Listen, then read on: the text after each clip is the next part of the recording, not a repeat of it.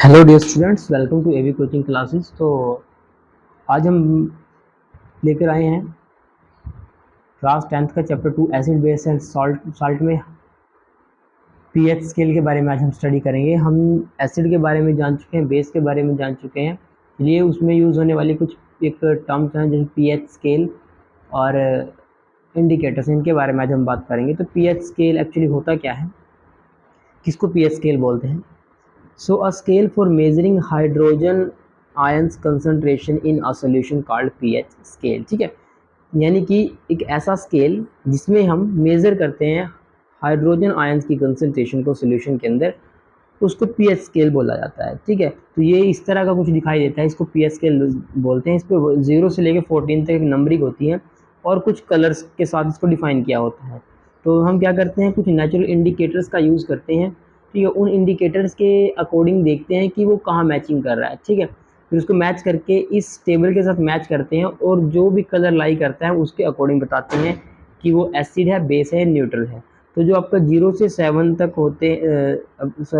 होते हैं वो इधर एसिड्स होते हैं, और जो 7 से 14 होते हैं वो बेसिक इन नेचर होते हैं। और जो 7 पे लाई करते हैं, 7 के अराउंड लाई करते हैं, ये ग्रीन, लाइट ग्रीन एरिया, इसको हम न्यूट्रल्स बोलते हैं। ठीक है,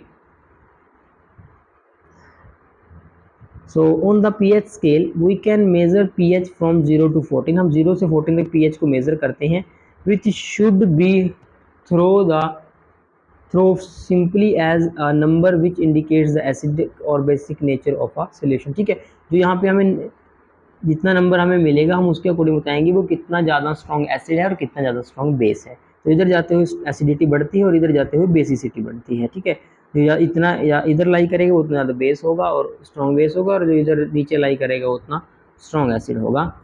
सो higher the hydronium ion concentration lower is the pH value. ठीक है, वही कह रहे हैं कि जितने एच आयंस की कंसंट्रेशन ज़्यादा होगी, मीन वाइल्स एक सोल्यूशन के अंदर जितने एच पॉजिटिव आयंस ज़्यादा होंगे उसकी पीएच वैल्यू उतनी लो होगी। लोअर पीएच वैल्यू होने का मतलब कि जो वैल्यू इधर लाई करेगी, और इधर लाई करने का मतलब है कि वो उतना ज़्यादा एसिडिक होगा। ठीक है, जो 3, 2, 1 से इधर पे लाई करेगा वो स्ट्रॉन्ग एसिडिक होते हैं। ठीक है, so in pure water the concentration of H positive and OH ions are equal. Water एक ऐसा है जो क्या करता है, H पॉजिटिव और OH आयंस दोनों को इक्वल अमाउंट में देता है। ठीक है, दोनों में से इक्वल अमाउंट में H पॉजिटिव और OH आयंस निकलते हैं। तो वाटर क्या है, वाटर हमारा 7 नंबर उसका होता है और वो न्यूट्रल होता है। ठीक है जी,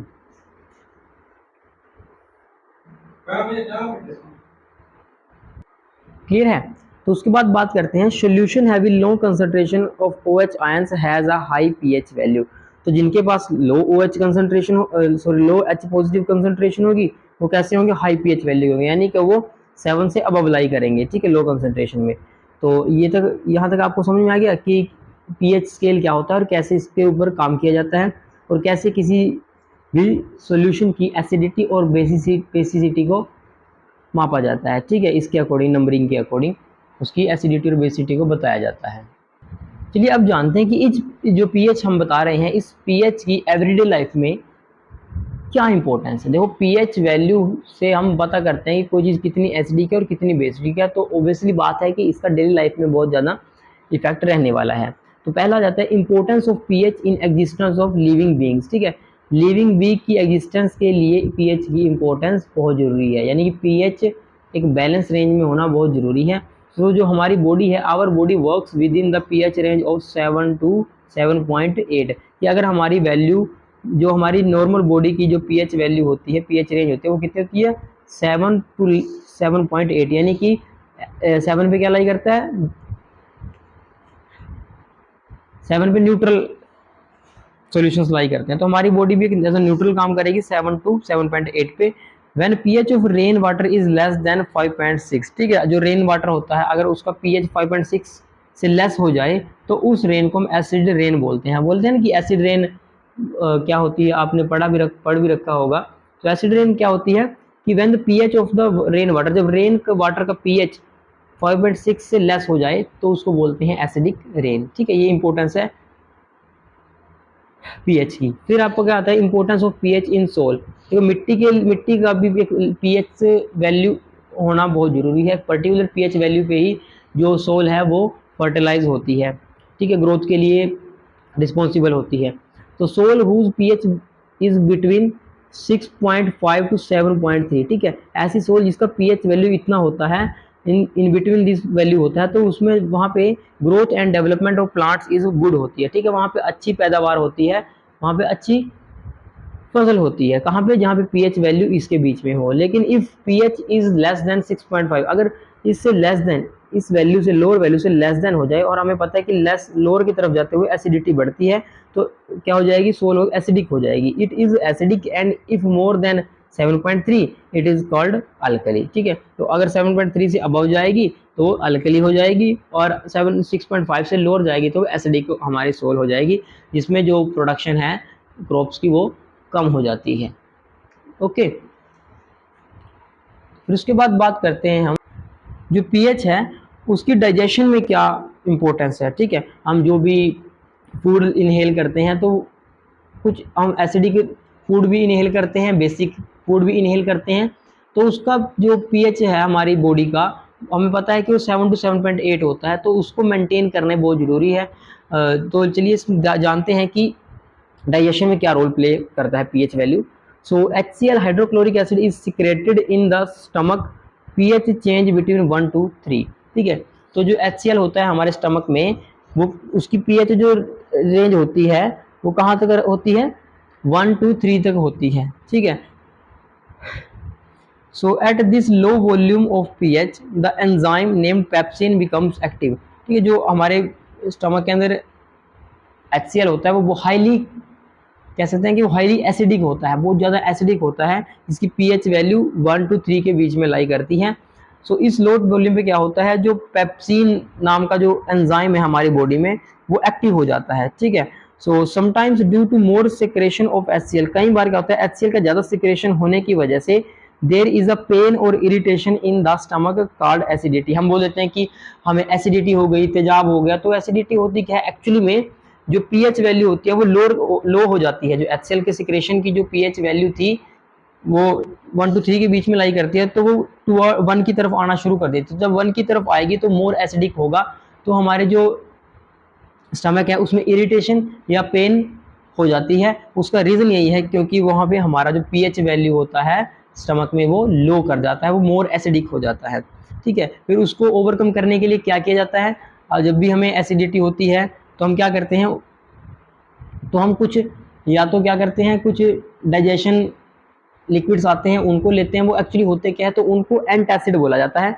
एंट acid help to get rid to of this, ठीक है। तो इस पर राइड पाने के लिए किसका यूज किया जाता है, एंटासिड्स का यूज किया जाता है। एंटासिड क्या करते हैं, मैंने आपको बताया भी था कि जब एसिड और बेस रिएक्ट करते हैं तो क्या करते हैं, एक न्यूट्रलाइजेशन रिएक्शन को परफॉर्म करते हैं। तो जैसे जो HCl था वो एसिडिक था, और जो एंटासिड हम यूज करते हैं वो क्या होते हैं, बेसिक होते हैं। तो वो क्या करते हैं, न्यूट्रल कर देते हैं किसको, पीएच वैल्यू को बॉडी की न्यूट्रल कर देते हैं, इसलिए इनको लिया जाता है to overcome the problem of acidity और पेन या इरिटेशन के लिए, ठीक है। फिर बात करते हैं कि जो नेक्स्ट पॉइंट के बारे में, तो आगे पॉइंट है pH change leads to tooth decay, ठीक है। टूथ डिके के अंदर भी आपका जो है दांतों में आपके दांत सड़ जाते हैं, या तो वो किस कारण होता है, वो भी पीएच के ही कारण होता है। तो tooth decay starts when pH of the mouth is lower than 5.5, कि अगर हमारे माउथ का पीएच वैल्यू 5.5 से लोअर हो जाए तो क्या होगा, टूथ डिके स्टार्ट हो जाता है, ठीक है। Tooth enamel is made up of calcium phosphate and is the hardest substance in the body. तो जो कैल्शियम फॉस्फेट से हमारे टीथ की फॉर्मेशन होती है, जो टूथ का एनेमल होता है वो कैल्शियम फॉस्फेट से बना होता है, जो सबसे हार्डेस्ट सब्सटेंस होता है बॉडी का, ठीक है। तो एक्चुअली होता है क्या, तो जो bacteria present in the mouth, जो माउथ के अंदर बैक्टीरिया आ जाता है वो क्या कर देता है, degrade the left over food particles and produce acid, ठीक है। जो हमारे दांतों के ऊपर जो कैविटी रह जाती है, तो उस कैविटी से होता क्या है, जो बैक्टीरिया होते हैं हमारे माउथ के अंदर वो उसको डिग्रेड शुरू कर देते हैं दांतों के ऊपर ही। जैसे उसको डिग्रेड करते हैं तो वो क्या करते हैं, एसिड्स प्रोड्यूस करते हैं, ठीक है। बैक्टीरिया क्या प्रोड्यूस करेंगे, एसिड्स वहाँ से प्रोड्यूस करेंगे, तो वो एसिड कहाँ रहेगा, हमारे दांतों के ऊपर रह जाएगा, जिससे क्या होगा, हमारे टूथ तो डिके हो जाएंगे, ठीक है, तो हमारे दांत सड़ने शुरू हो जाते हैं। तो टू प्रोटेक्ट टूथ डिके, तो इस टूथ डिके से बचने के लिए क्या किया जाता है, रेकमेंड किया जाता है toothpaste which are basic in nature are use to neutralize the excess acid. तो अब आपको समझ में आ गया होगा कि क्यों हम टूथपेस्ट यूज करते हैं, क्यों हम ब्रश करते हैं और टूथपेस्ट होते हैं, क्योंकि जो टूथपेस्ट होती है वो बेसिक इन नेचर होती है, और जो हमारे दांतों के ऊपर जो बचा था फूड, ठीक है, जो फूड रह गया था वो क्या होगा, वो एसिडिक हो जाता है, ठीक है, तो इसलिए उसको प्रोटेक्ट करने के लिए टूथपेस्ट किया जाता है ताकि उसको न्यूट्रलाइज किया जा सके। अब बात करते हैं कुछ नेचुरल अकरिंग एसिड्स की, जो डेली लाइफ में हम खाने पीने की चीज़ें लेते हैं, ठीक है, फ्रूट्स लेते हैं या मिल्क लेते हैं, दही लेते हैं, तो इनमें कौन से एसिड प्रेजेंट होते हैं उसके बारे में चर्चा करते हैं।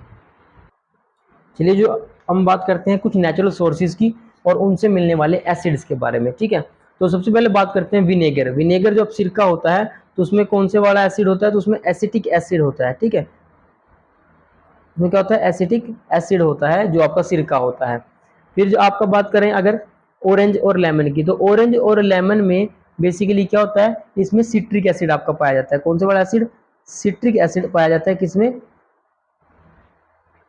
लेमन में और ऑरेंज के अंदर। वहीं बात करें अगर टैमारिंड की, तो टैमारिंड में क्या होता है, टार्ट्रिक एसिड होता है। कौन सा वाला, टार्ट्रिक एसिड, TARTARIC, ठीक है, टार्ट्रिक एसिड होता है। और टमाटो में आपका ऑक्सैलिक एसिड पाया जाता है, टमाटो में आपका ऑक्सैलिक एसिड्स पाए जाते हैं, ठीक है। फिर अगर वहीं बात करें सोर मिल्क की या हम कर्ड की बात करें दही में, तो दही में क्या होता है, लैक्टिक एसिड यहाँ पे मिलता है। कौन से वाला, लैक्टिक एसिड आपका दही के अंदर मिलता है। और बात करें लेमन की, तो लेमन में अभी आपको बताया, लेमन में क्या होता है, सिट्रिक एसिड होता है यहाँ पे लेमन के अंदर। और जो एंट स्ट्रिंग होता है, एंट स्ट्रिंग यानी कि जो आपके पास चींटी काट जाती है, तो चींटी के डंक में जो आपका एसिड होता है वो क्या होता है, मिथेनोइक एसिड आपका यहाँ होता है, मिथेनोइक एसिड, ठीक है, मिथेनोइक एसिड प्रेजेंट रहता है चींटी के डंक में। और अगर नेटल स्ट्रिंग की बात करें तो नेटल के स्ट्रिंग में भी आपका मेथेनोइक एसिड ही प्रेजेंट होता है, ठीक है। तो जब भी आपको ये काटते हैं तो स्वेलिंग हो जाती है या इरिटेशन हमें महसूस होती है। तो इरिटेशन क्यों होती है, क्योंकि वो काटते टाइम क्या कर देती है, एसिड को रिलीज कर देती है बॉडी में, जिससे हमें इरिटेशन होती है। वो कौन सा एसिड, जब भी चींटी का हमें डंक मारती है तो उसमें मेथेनोइक एसिड होता है जो हमारी बॉडी में इरिटेशन पैदा कर देता है, ठीक है। तो ये कुछ नेचुरल अकरिंग सोर्सेज थे एसिड के, ठीक है, जिनसे हमें एसिड्स मिलते हैं, ठीक है, जो एसिड्स को कंटेन करते हैं। विनेगर में एसिटिक एसिड, सोर मिल्क में लैक्टिक एसिड, ऑरेंज और लेमन में सिट्रिक एसिड, और टैमराइंड में टार्ट्रिक एसिड, एंड टोमेटो में ऑक्सैलिक, और एंट स्ट्रिंग में और नेटल स्ट्रिंग में मेथेनोइक एसिड आपका यहाँ प्रेजेंट रहता है। तो ये कुछ बात थी पीएच स्केल के बारे में।